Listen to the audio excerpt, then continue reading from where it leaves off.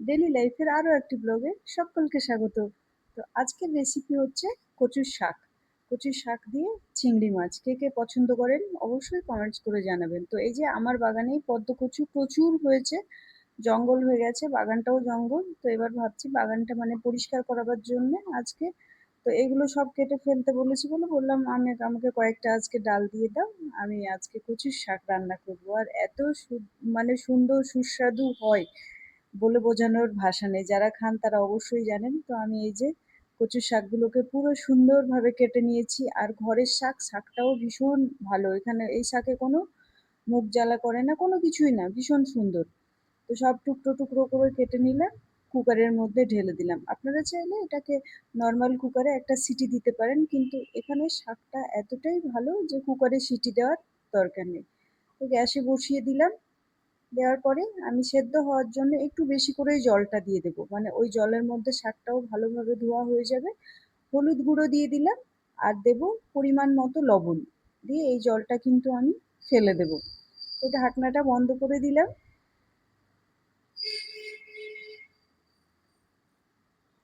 10 minute পরে আমি আবার দেখছি, একদম দেখুন শাক কিন্তু কমপ্লিট সেদ্ধ হয়ে গেছে। আপনাদেরকে একটা তুলে দেখিয়ে দিই, হ্যাঁ একদম গলে গেছে, এত ভালো এই শাকটা।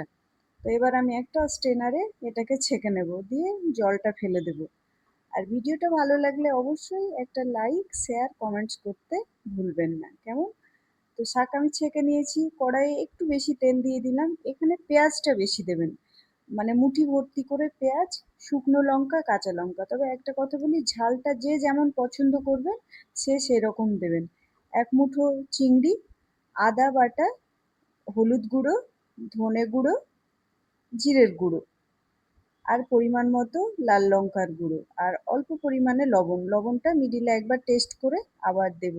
দিয়ে খুব ভালোভাবে কিন্তু মশলাটা কষে নেব, যেন মশলার গন্ধ না থাকে।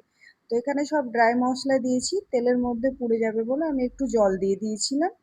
তো জল দেওয়ার পরে মশলা কষিয়ে নিয়ে দিয়ে দিলাম আমার সেদ্ধ করে রাখা নিজের বাগানের কচুর শাকগুলো, মানে কচুর ডাঁট বলুন, কচুর শাক।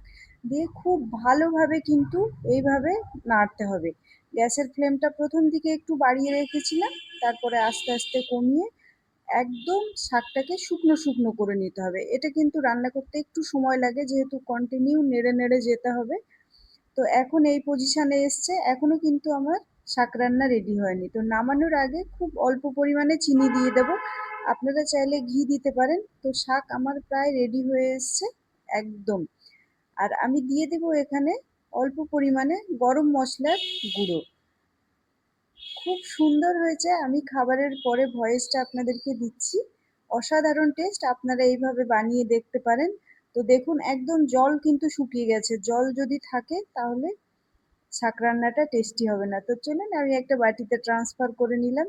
আবার দেখা হবে নতুন কোনো ব্লগে আপনাদের সঙ্গে। প্রত্যেকেই ভালো থাকবেন, সুস্থ থাকবেন। তো কেমন হয়েছে শাক রান্নাটা অবশ্যই কিন্তু আপনারা কমেন্টস